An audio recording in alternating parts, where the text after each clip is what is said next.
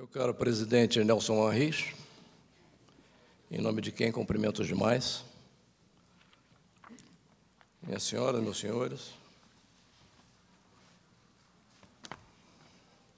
essa matéria, na verdade, se nós resumíssemos, poderíamos ler a súmula 443 e ir embora. Porque diz a súmula que presume-se discriminatória a despedida do empregado portador do vírus HIV ou de outra doença grave que suscite estigma ou preconceito. Inválido o ato, o empregado tem direito à reintegração no emprego. Mas em princípio, eu não gosto dessa palavra presunção, especialmente em súmula, como também não discriminação. E não vou falar aqui de terceirização. É que, presidente, eu vou lembrar aqui, senhor presidente, que anteontem eu estava em Brasília e depois de jogar um tênis, fazer ginástica, me arrumei e fui para o aeroporto e entrei no ônibus que leva ao avião. E um sujeito levantou e me deu o lugar. Eu fiquei mal. Fiquei mal. Depois fui ao cinema, paguei meia. Parei meu carro numa vaga com um desenho de um velho. No banco eu não entro em fila. Eu acho esse negócio... Eu sei que querem me agradar, mas é tão discriminatório. Porque ontem aqui o ministro Manos disse uma coisa muito certa. Velho é quem tem mais 20 anos do que eu. Então, essa coisa de discriminação é muito complicada. Nós temos aqui, ouvimos aqui, uma palestra das mais brilhantes que teve aqui no Congresso, em que o ministro-presidente, Carlos Alberto, fez uma bela exposição, um histórico e o que pode acontecer da Justiça do Trabalho. Então, um homem desse, com a cabeça e com o conhecimento e a cultura jurídica trabalhista que tem, o ano que vem dizem para ele, você está velho, vai para casa.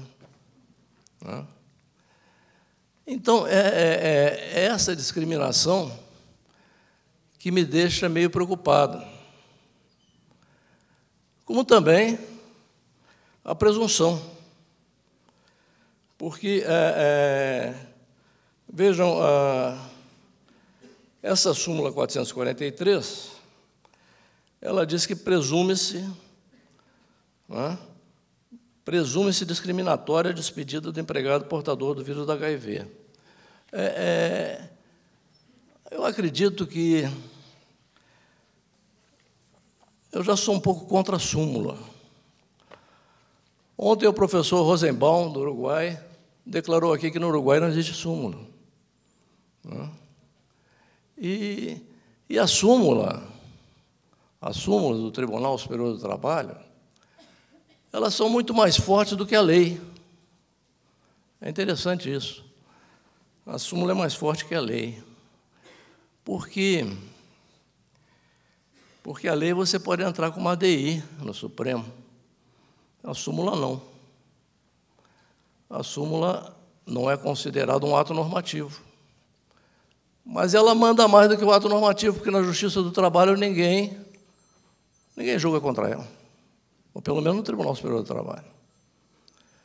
Então, começa-se a criar súmulas e mais súmulas e mais súmulas, dentro de um entendimento de quem está no Tribunal Superior do Trabalho sustentando há 40 anos, acho que 95% dos recursos não são conhecidos. Se 95% dos recursos não são conhecidos, sobra 5% para embargos, mas os embargos só por divergência, não tem divergência. Então, o que predomina no Brasil hoje? Decisões regionais. A Justiça do Trabalho hoje é uma justiça regional e não mais federal.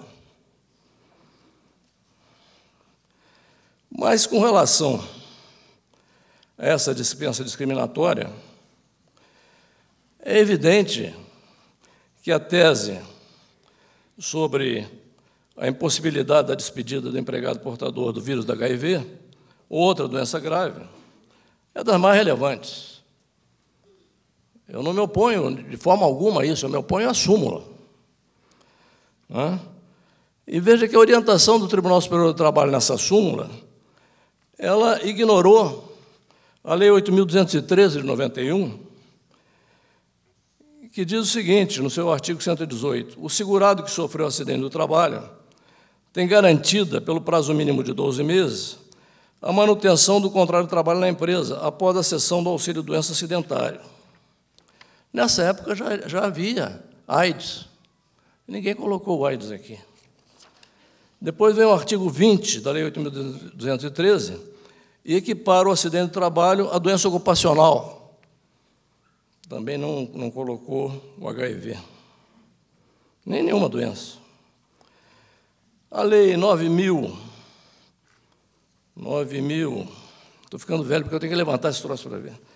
A Lei 9.029, 95, que proíbe práticas discriminatórias, diz que fica proibida a adoção de qualquer prática discriminatória e limitativa para efeito de acesso à relação de emprego, ou sua manutenção por motivo de sexo, origem, raça, cor, estado civil, situação familiar ou idade. Não trata de doença. Então, evidentemente, que a súmula do tribunal, nesse aspecto, foi muito feliz, porque cobriu o que a lei não fez. Apenas, me parece que cobriu de forma equivocada ao dizer que se presume. E por que essa presunção, quando há, na verdade, dificuldades, vendo processo por processo. Nós temos, entre os aidéticos, grupos de risco, pessoas que, por infelicidade, têm enfermidades graves e contagiosas, como também há empregos em que maiores são os riscos de contágio, como, por exemplo, na alimentação, lugares perigosos ou insalubres, aidéticos que ficaram com a doença incubada e que trabalham, por exemplo, em restaurantes, em hospitais, em corpo de bombeiros. Isso não pode ser presumido. Isso não pode ser presumido.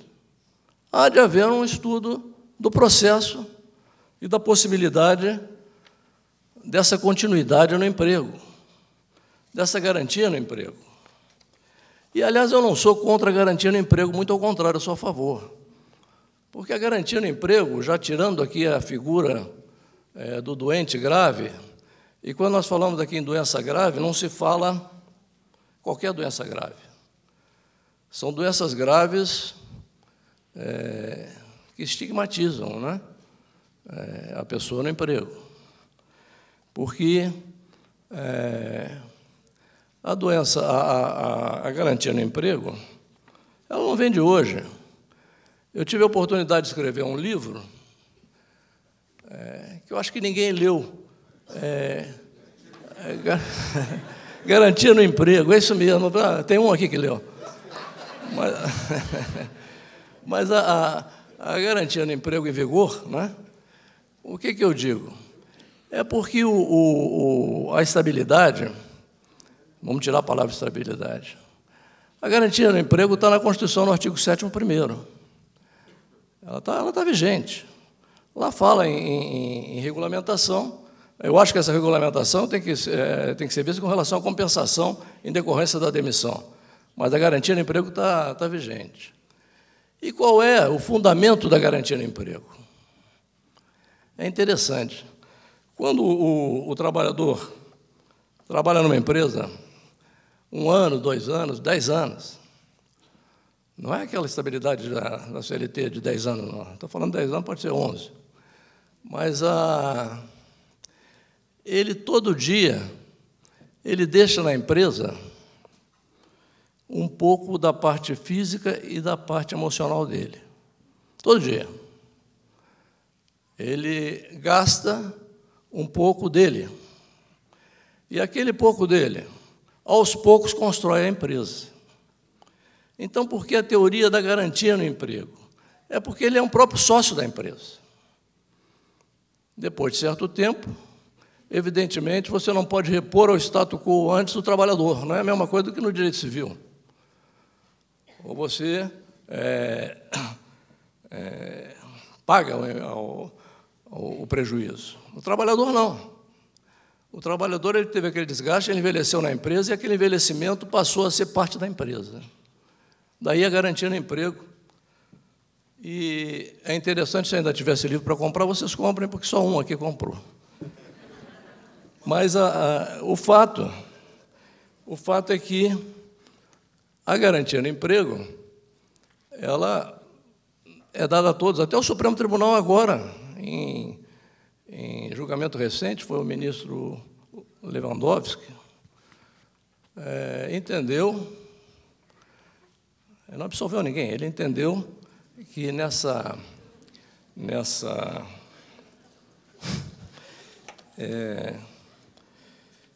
quando você, na sociedade de economia mista, ou empresas estatais, você demite alguém, tem que ser dada a motivação. Até porque, como ele entra através de um concurso, ele tem que sair também de uma forma que dê a ele certas garantias. Essa tese, me parece que é uma tese que vai prevalecer já no Tribunal Superior do Trabalho. Eu espero que não com súmulas. Mas o fato é que o Brasil está reconhecendo que a garantia no emprego é necessária. É necessária, né? Desde que haja uma despedida por arbítrio. Porque não se pode mais despedir, a não ser por aqueles motivos reconhecidos pela Constituição. O fato é que, em termos de garantia no emprego, a garantia daquele que sofre, infelizmente, uma doença que nem a AIDS, é mais do que lógico, mais do que certo que esteja garantida, inclusive em súmula, mas não que seja presumida essa garantia. A legislação estrangeira, ela prevê. Nos Estados Unidos, por exemplo, há uma apreciação caso a caso sobre a garantia ou não no emprego. E as diversas legislações criadas no país e a jurisprudência do país garantem a proteção do trabalhador, como regra geral. Na França, desde 1990, a proteção em razão da saúde ou da incapacidade está incluída entre outras protegidas pela legislação e pela estabilidade. No direito italiano, e a professora Luísa poderia me corrigir, a Lei 135, de 1990, criou um programa de prevenção e luta contra a AIDS. Essa mesma lei cuida da proteção do empregado portador do HIV contra todo tipo de discriminação, invasão de privacidade e preconceito, e veda a realização de exames médicos admissionais com a finalidade de comprovar a infecção pelo vírus HIV. A OIT, nós temos as convenções 111, 158. Enfim, há uma garantia que me parece essencial e, com o avanço da medicina, cada vez menos necessária, porque se ainda não foi descoberta a cura para essa doença, nós estamos já quase a ponto de descobri-lo. Outras doenças graves, e trata o nosso tema de outras doenças graves, são doenças que estigmatizam o empregado. Né? Estigma, né? Na Grécia Antiga, servia para designar sinais corporais que desqualificavam a pessoa, desqualificavam o escravo, desqualificavam, enfim, aqueles que não tinham condições sociais, como os criminosos. Essas doenças que hoje discriminam na empresa, e parece que, só exemplificando, citei aqui algumas: a lepra, o câncer de pulmão, o HPV, a depressão, são doenças que realmente podem trazer uma demissão que vai, efetivamente, traduzir numa grave deficiência, num grave problema para o empregado. A solução não é fácil, mas acho que está na ampliação pelo Estado de programas de conscientização, questões pertinentes ao conhecimento da contaminação pelo vírus do HIV, a medicina pública com maior eficiência, e nós temos agora aí médicos até do exterior, até de Cuba, medicina pública com práticas que devem ser tomadas pelo Legislativo. Inclusive, nós vemos aqui que o Tribunal Superior do Trabalho é que teve que resolver o problema da HIV e das doenças graves, porque a legislação que já citei não cuida nada disso, né? E desde 1990. E garantias jurisprudenciais, a qual deve ser aplicada a súmula 443, mas com as ressalvas de que sempre apreciado caso a caso, como, aliás, devia ser na terceirização, e que esperamos seja um caminho novo, um caminho que sei que, frente ao movimento jurisprudencial de hoje, não cabe tempo, não sobra tempo ao ministro, ao magistrado, para apreciar as questões, na verdade, caso a caso.